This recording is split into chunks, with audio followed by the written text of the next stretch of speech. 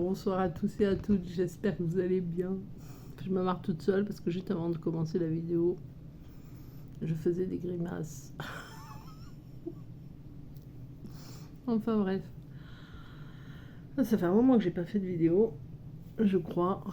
Oui, ceci, ça fait 3 semaines au moins. C'est pas que je voulais pas en faire, mais c'est que j'avais pas trop de sujets dans lesquels parler. Et j'ai été beaucoup occupée. Ouais, voilà. Et puis, comme chacun, j'ai traversé aussi des trucs. Et j'avais besoin de réfléchir. Mais en même temps, c'est vrai que j'étais pas mal occupée. Hein. C'était les vacances. Première semaine de vacances, il y avait ma famille. Donc j'avais beaucoup de monde. Et deuxième semaine de vacances, je l'ai passée avec ma moitié. Donc du coup, j'allais dire une connerie. Ouais, j'allais dire une bêtise. Ça va pas commencer quand même. Enfin bref. Je voulais faire cette vidéo aujourd'hui par rapport à des sujets que j'ai eus avec certains d'entre vous ce week-end. Oui, ce week-end et aujourd'hui, la semaine dernière aussi, dans ce que l'on est en train de traverser, nous, ma polarité. Remarquez, je dis ma polarité, mais je vous garantis que l'autre polarité, elle traverse aussi des choses. Je l'avais déjà dit une fois, hein, que c'était, moi, dans ma situation, dans ma relation, enfin dans mon cheminement, c'est quand moi je traverse des choses, lui traverse des choses. C'est un petit peu en décalé, mais c'est pas beaucoup en décalé. C'est pas vraiment c'est pas beaucoup. D'ailleurs, ça me fait marrer parce que je me rappelle que on est allé en Haute-Savoie il n'y a pas très longtemps. Je voulais voir ma famille, vu que j'ai du mal à conduire moi-même avec mes difficultés dans le dos. Il a dû m'accompagner, le pauvre. Le pauvre. Je dis le pauvre parce que c'est vrai que quand je vais voir ma mère, il vient pas. Quand je vais dans certains endroits, voilà, il préfère me laisser y aller toute seule. Donc dans ces cas-là, il se tape les magasins. Alors c'est vrai que comme je suis très bavarde, ça peut durer longtemps. Voilà. Et c'est vrai que c'était quand? C'est le week-end dernier, pas celui qui vient de passer, mais celui d'avant. Non, mais non, t'es con. Pardon. Mais non, c'est pas ça. C'était dans la semaine dernière, je sais plus quel jour. Ouais, mardi, voilà, mardi dernier. Et en fait, c'est là où j'ai eu un échange avec Elisabeth Paria. Échange qui était très intéressant, en fait. J'avais répondu, ils avaient fait sur leur chaîne un test, je crois. Donc j'avais fait le test par curiosité, et puis après, elle m'avait rappelé suite à ça, et c'est vrai que c'était très intéressant ce qu'elle m'expliquait, parce que je lui racontais, enfin, alors je vais pas rentrer dans les trucs trop personnels, mais j'étais chez ma mère en plus quand elle m'a appelé, alors c'était compliqué pour moi de discuter vraiment facilement, mais voilà, et c'est vrai je lui ai expliqué en fait la phase dans laquelle on était. Et elle m'expliquait que c'est vrai que c'est quelque chose où j'avais pensé il y a quelques temps, où je me disais c'est marrant parce que dans ce cheminement, j'ai l'impression que chaque phase que je traverse dernièrement, surtout, avait un rapport avec un corps, voilà. Et que ce soit le corps physique, le corps émotionnel, etc. Et le corps énergétique. Et ou le spirituel, peu importe. Et je lui disais, c'est vrai que j'ai l'impression que par phase, on va la traverser ensemble pour nous réconcilier avec ce corps dans lequel on est fâché. Voilà, enfin, dans lequel il y a besoin d'évoluer. Et c'est ce que je lui disais. C'était une question que je me posais, et en fait, c'est ce que je lui disais. Elle me disait, effectivement, c'est comme ça. Alors, c'est vrai que j'étais contente quand même d'avoir cet échange avec elle. Mais je ne vais pas parler de ça aujourd'hui. Ce que je voulais parler, c'était par rapport à deux phases que l'on peut traverser en ce moment. par rapport aux échanges que j'ai avec vous. Une des premières phases, c'était au niveau du travail. Et une autre phase, c'était au niveau du familial, santé. Santé famille. Voilà. Et dans la première phase, j'ai eu des messages où en fait j'expliquais que cette phase-là, moi je l'avais traversée. C'était la phase où voilà, on est dans un travail. Moi c'était un travail qui me plaisait en plus, travail d'aide à domicile, qui me plaisait quand même bien, que c'est un métier que j'avais fait il y a quelques années en arrière. Je l'avais expliqué à un moment, c'est que j'avais commencé ce métier-là en 2005, je crois. Et juste avant mon embauche, j'ai mon fils qui avait eu un problème de santé. Et du coup, j'avais perdu mon travail à ce moment-là. Et j'étais restée comme sur un échec. Et je m'étais dit, mais c'est un métier que je veux refaire dans ma vie. Et c'est vrai que je l'ai refait en 2023, où cette fois, j'ai été embauchée dans l'entreprise dans laquelle je suis. Et dernièrement, depuis le mois de janvier, j'en ai déjà parlé, je suis en accident du travail. Je me suis en fait fait mal au dos. Et du coup, depuis, dans les nouvelles de mon dos, c'est vrai qu'il est possible que je ne puisse plus faire ce que je faisais à ce moment-là. Donc, évidemment, qu'est-ce qu'il faut faire? Il faut réfléchir à ce qu'on pourrait bien faire. Et ce que je trouvais intéressant, c'est... Alors, je ne vais pas parler de l'entreprise dans laquelle je suis parce que ça m'est interdit. Voilà, donc je ne vais pas raconter tout ce qui se passe. Mais voilà, dans ce que je parlais avec une d'entre vous, dernièrement, elle me disait pareil, qu'elle était dans une entreprise depuis très longtemps et que elle ne se sentait plus en phase. C'est vrai que c'était compliqué pour elle. Alors moi, j'avais expliqué à un moment dans mon travail, c'est vrai qu'on a tendance, moi j'avais tendance à être la sauveuse de certaines et que c'était pas bon et que malgré tout, en étant sauveuse des autres. Alors, c'est pas volontaire, et c'est marrant parce que c'est là où il y a quand même une différence. Alors, je sais pas comment tenir le téléphone, j'ai pas de batterie, donc voilà. C'est que on peut percevoir en fait cette impression d'être sauveur des autres et de libérer cette injustice générale. Et on a ce côté où on va être sauveur vraiment parce qu'on a encore cette blessure à travailler. Et moi, c'était vraiment ce que je traversais, c'était cette impression d'injustice générale. Et du coup, c'est vrai qu'une fois que ça s'est terminé, il y a certaines personnes qui n'y ont plus travaillé, elles ont pris la retraite. Et je me suis retrouvée où à un moment, il y a eu un moment où c'était très bien, très plat, etc. Et dernièrement, ça avait recommencé où il n'y avait pas cette injustice que je ressentais, mais ça a touché quand même mon physique. Et à partir du moment où ça a touché le physique, j'ai pas eu d'autre choix que d'arrêter. Ça s'est fait comme ça. Et là, je me suis dit, il y a quelque chose à faire d'autre. Et je voyais toujours des gens que je connais être dans une créativité de dingue. Et je me disais, mais c'est magnifique. Il y a des gens en fait qui ont ce don-là, et c'est vrai que bon, ceux que je connais ne sont pas spécialement en parcours flamme jumelle, du tout même. Mais par contre, ils fabriquent des choses mais extraordinaires. C'est avec de la céramique, c'est plein de choses différentes, ou des vêtements, ou moi j'ai une amie qui en fait fait des vêtements médiévaux. Alors, je sais pas si on dit médiévaux ou médiéval. Bon, je reste sur médiéval, je m'en fous. Et du coup, je pense à ma moitié quand je dis ça. Parce que chaque fois que je dis pas le bon, il arrive, c'est pas comme ça qu'on dit. Enfin bref. Et du coup, voilà, et je me disais, mais qu'est-ce que j'aimerais, moi, avoir une créativité comme ça. Et en fait, depuis quand j'étais enfant, je voulais faire plusieurs métiers. Je voulais être secrétaire parce qu'à l'époque, alors moi je rappelle, je suis des années 70, les secrétaires, elles étaient quand même bien vues. Voilà. Ensuite, elles avaient un certain statut. On ne parle pas maintenant des secrétaires de maintenant, je ne sais pas à quel statut elles ont, mais en tout cas à l'époque, dans les années 70, elles étaient classe, elles étaient bien habillées, elles avaient ce truc, voilà, elles avaient une importance. Voilà. Et j'avais ça, et j'avais les personnes âgées aussi. J'aimais beaucoup les personnes âgées. Je me souviens, je jouais avec des cartes de personnes âgées.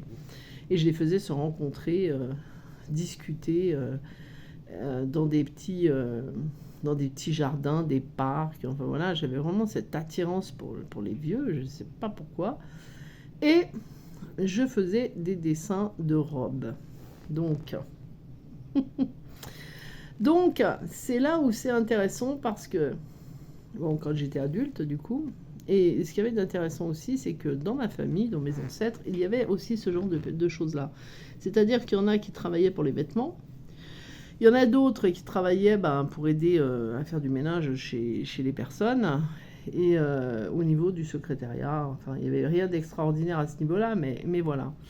Mais c'est vrai que j'ai reproduit le côté de mes ancêtres, au niveau des personnes âgées en tout cas, du fait de les aider, de faire leur ménage et tout ça. Et quand je me suis retrouvée dans cet arrêt, je me suis dit, mais dans cette créativité, mais il y en a qui en fait sont doués pour quelque chose, mais moi, je ne voyais pas ma créativité.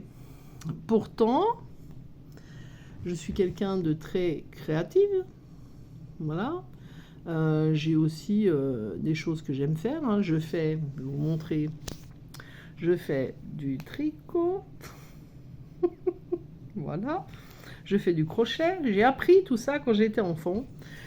Le tricot, j'ai appris, j'avais 7 ans avec ma mère et mon arrière-grand-mère. Et le crochet, j'ai appris grâce à une dame, une portugaise, que j'aimais beaucoup. Personne là, mais elle n'est plus là, mais elle m'a appris à faire du crochet. Et en fait, je ne m'apercevais pas que toute cette créativité, je l'avais encore et je l'avais déjà. Voilà. Et c'est quand on a été avec ma moitié dans un magasin ésotérique que je me suis aperçue que ma créativité, elle était là et qu'elle allait me servir. Et cette créativité, en fait, elle m'a tilté en fait le jour quand on est allé dans ce magasin, parce que j'ai vu qu'il y avait des pierres qui étaient mises dans des petites bourses qui étaient faites au crochet. Et là, ça m'avait fait un premier déclic.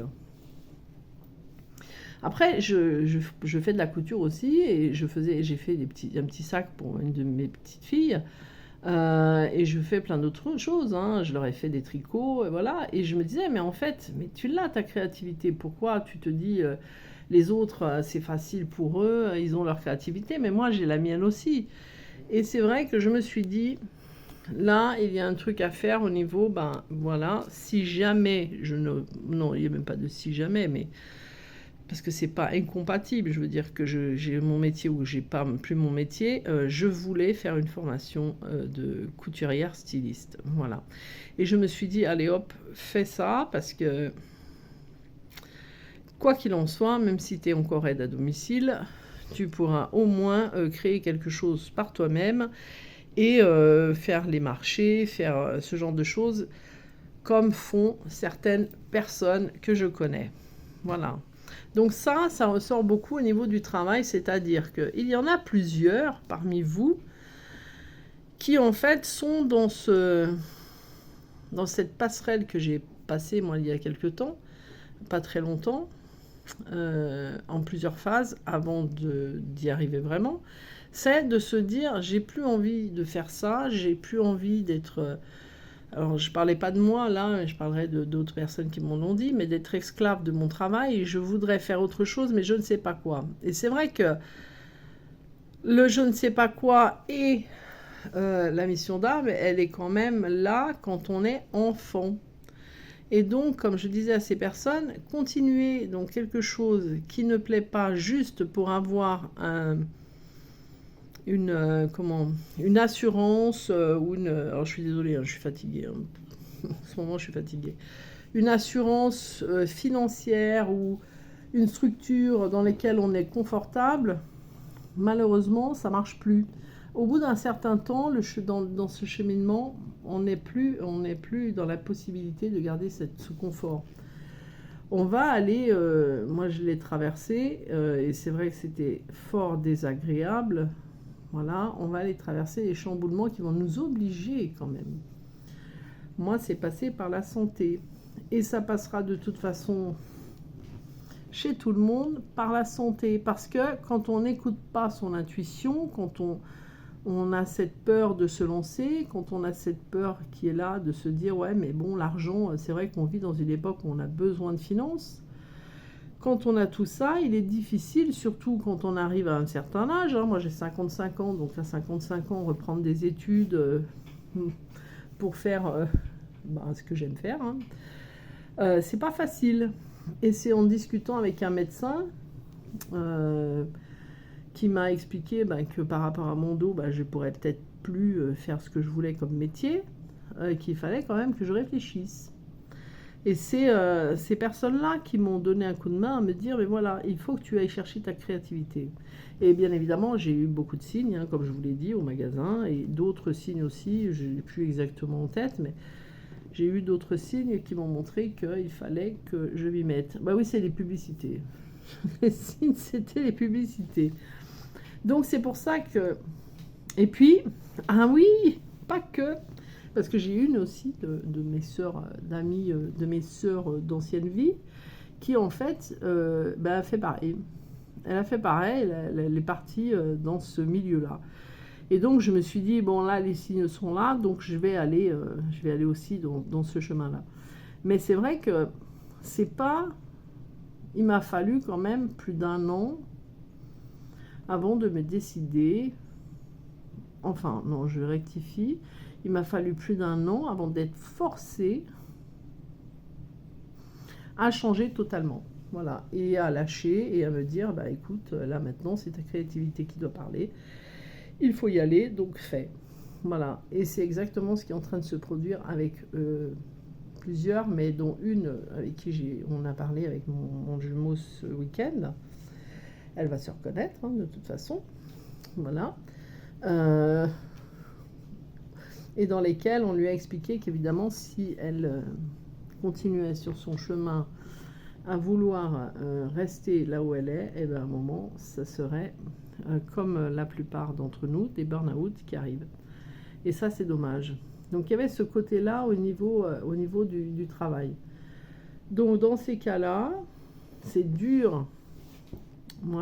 C'est dur pour nous, enfin pour moi, quand je lui ai expliqué à la personne, c'est dur de faire comprendre qu'il vaut mieux, et en étant passé par là, je vous le garantis, il vaut mieux prendre la décision soit de faire quelque chose plutôt que d'être comme moi, à un moment donné forcé par l'univers, voilà, pour y aller. Parce que quand nous, on se prend en main et qu'on le fait, c'est beaucoup plus doux. Quand on se prend un bon shoot au cul, ça fait mal. Voilà. Donc moi, comme je lui expliquais, il vaut mieux que ce soit toi qui en fait prenne les devants et commence à réfléchir à ce que tu aimerais faire et donc quel endroit tu pourrais éventuellement te former si tu ne sais pas, parce que ce sera plus doux que si tu prends un bon shoot au cul de l'univers qui va en fait à un moment te mettre sur ta mission, quoi. Voilà.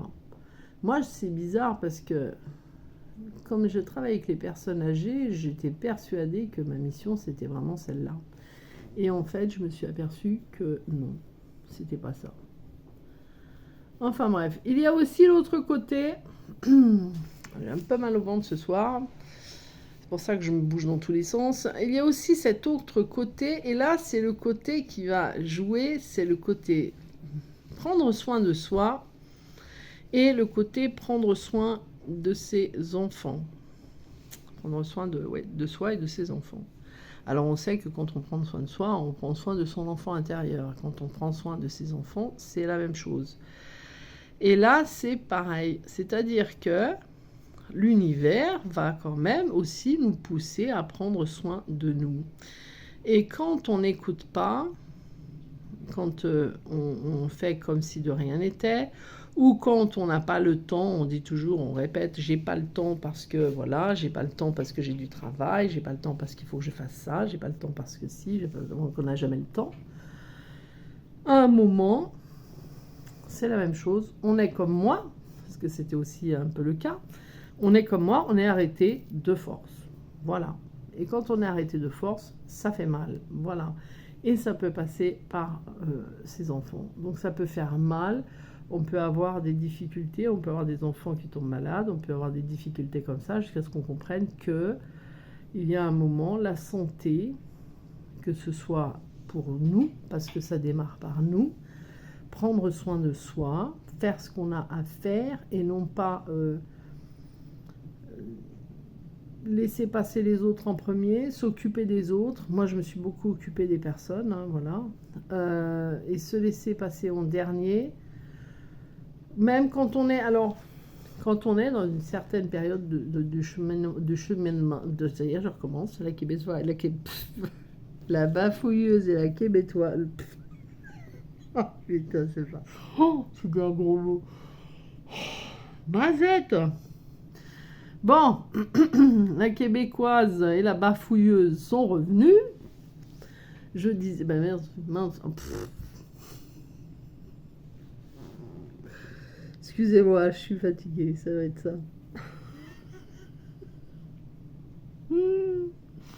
Tant pis, je vais la mettre quand même, parce que je vais pas me la refaire. Ah non, c'est pas envie. Tant pis pour moi, je vais la faire quand même.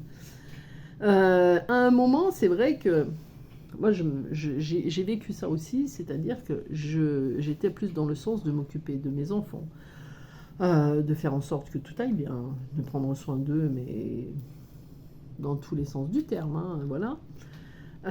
Ou des autres, ou des personnes âgées, ou de ma famille, ou savoir si les gens allaient bien, est-ce que toi tu vas bien, est-ce que si, est-ce que là, est-ce que ça.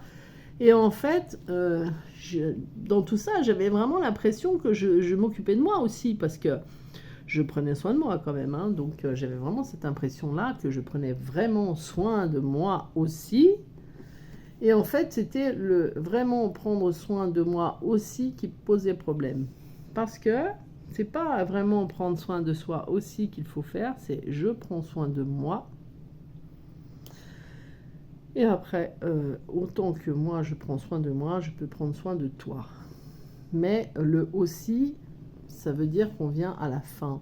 Et le aussi à la fin, eh ben, le shotoku il arrive et il fait aussi mal que par rapport au travail.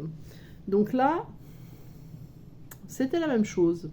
Alors j'ai expliqué à cette personne qui va se reconnaître aussi, c'est pas la même hein, heureusement parce que voilà, avoir un shotoku ça fait mal, on peut déconner. Mais j'expliquais aussi à cette personne qu'il fallait impérativement, et elle avait tous les signes du monde possible, même son jumeau lui donnait les signes, et je lui ai dit maintenant, même moi je lui ai donné parce que j'en ai fait des rêves, donc je lui ai transmis les rêves que j'avais. D'ailleurs ça me rappelle que ma moitié m'avait dit, tu verras, tu auras des rêves, tu auras des messages de là-haut que tu vas transmettre. Il n'y a pas si longtemps d'ailleurs qu'il m'a dit ça. Et du coup, quand les signes sont là, quand on ne les voit pas, quand on met des œillères, et quand d'un coup on se retrouve face à ça, ça peut faire extrêmement mal quand même. Surtout que, évidemment, vous comprenez bien que dans ces cas-là, si on vous dit prends soin de ta santé et que tu ne le fais pas, elle va se dégrader. Donc si on vous le dit une fois, deux fois, vous ne le faites pas, après, le seul moyen que vous aurez de comprendre, c'est que ça ne va plus toucher votre santé, mais ça va toucher la santé de ceux que vous aimez. Voilà. Et c'est exactement ce que moi j'ai vécu. C'est exactement ce que d'autres ont vécu. C'est pour ça que je le dis. Donc c'est vrai que prendre soin de soi en premier, c'est important. Donc faites-le. Et là, c'est les deux je sais pas comment je peux dire, les deux facettes en fait qui ressortent beaucoup. C'est le travail. On arrête un travail qui nous plaît pas. On va chercher quelque chose qui nous plaise, surtout quand on a 50 et quelques balais, qu'il nous reste quelques années avant d'aller à la retraite. Ça sert à rien du tout de se faire chier avec des cons. Voilà, il faut aller chercher quelque chose qui nous plaise vraiment. Et au niveau de la santé, c'est la même chose. Voilà, ça sert à rien de s'occuper des autres tout le temps, de demander aux autres s'ils vont bien, s'ils n'ont pas besoin de ci, s'ils n'ont pas besoin de là, quand on n'est pas capable, soit de prendre soin de soi. Voilà. Donc, on est poussé à ça. Et en ce moment, c'est ça. Et vous ne pourrez pas y échapper. Et je ne sais pas ce que vous vivez, vous, Je sais tout simplement que ça arrive à plusieurs personnes. Ça m'est arrivé à moi aussi, que ce soit dans l'un que j'ai expliqué ou dans l'autre que j'ai expliqué. En ce moment, c'est ça. Donc, bah, mes petits, il va falloir vous mettre au boulot. Travail qui nous plaît pas. Alors, il y a aussi la passerelle, un travail qui nous plaît pas. Vous n'êtes pas obligé du jour au lendemain de dire allez hop, c'est bon, je démissionne et je vous le déconseille. De toute façon, je vous le déconseillerais de faire ça. Moi-même, je ne l'ai pas fait parce qu'il ne faut pas non plus exagérer. Hein. Mais prendre le temps de voir, prendre le temps de se poser, réfléchissez à ce que vous faisiez quand vous étiez enfant. Quand on est enfant, et c'est vrai que quand on regarde avec le recul, moi c'est ça que je trouve impressionnant, c'est que moi quand j'étais gamine, c'était ça. Je faisais des dessins de robes, voilà. Je faisais parler les personnes âgées entre elles, voilà. Je faisais aussi tout ce qui était administratif. J'avais ma petite machine à écrire, voilà. Alors j'avais ma machine à écrire et je voulais écrire un livre, donc c'est assez marrant. Donc, réfléchissez, qu'est-ce que vous aimiez étant jeune, qu'est-ce que vous aimez faire, ça peut être dans les énergies. Moi, je sais que ma moitié, c'était les cartes aussi, il aimait les cartes, voilà. Moi, j'aimais les cartes, mais bon, j'ai plus baigné dedans par rapport à ma grand-mère, voilà, à son âme aussi. Mais c'est plus par rapport à elle, voilà. Moi, j'étais déjà dans les rêves prémonitoires quand j'étais ado, à voir des choses un peu bizarres, mais c'était vrai que les ressentis, les rêves prémonitoires, tout ça, les cartes. Alors, j'avais pas de support à l'époque. Je voulais pas de support. Voilà, ma médiumnité voulait qu'elle soit sans support. En même temps, je suis même pas sûre que je le voulais, ça se faisait tout seul. Je croisais quelqu'un et je lui disais ah tiens toi, voilà, il y aura ça et ça et ça. Et après, bah, les supports sont venus avec quand j'ai connu ma grand-mère. Non, c'était avec ma grand-mère. Ma grand-mère, elle avait rencontré une médium qui lui avait dit qu'elle l'était et qu'il fallait qu'elle y aille et qu'elle fasse. Voilà. Et j'ai appris avec ma grand-mère à l'époque. Elle utilisait le tarot de Marseille et le jeu des 32. Et le tarot de Marseille, depuis, j'ai eu beaucoup de mal. J'en ai, je crois, un, mais je l'utilise pas. Voilà. Mais voilà, peut-être un jour, on ne sait pas. Mais en attendant, ça m'empêche pas de faire les cartes, d'aimer les cartes. Mais moi, j'aime pas les cartes comme elles sont basiques, les tirages basiques, voilà, ça me plaît pas. Ça me parle pas du tout, mais il faut des trucs qui sortent du commun. Voilà. Donc voilà, c'est tout ce que j'avais à vous dire. C'était juste pour vous faire un coucou, ça fait longtemps. Voilà. Et pour vous expliquer un petit peu les énergies actuelles qui sont un peu difficiles pour certains et certaines. Mais dites-vous que vous le traversez, votre moitié le traverse. Voilà. Sur ce, ben, je vous embrasse. Je reviendrai. Mon dirait Terminator. Je reviendrai dans la semaine. Quelle journée? Lundi. Faut que je fasse un tirage.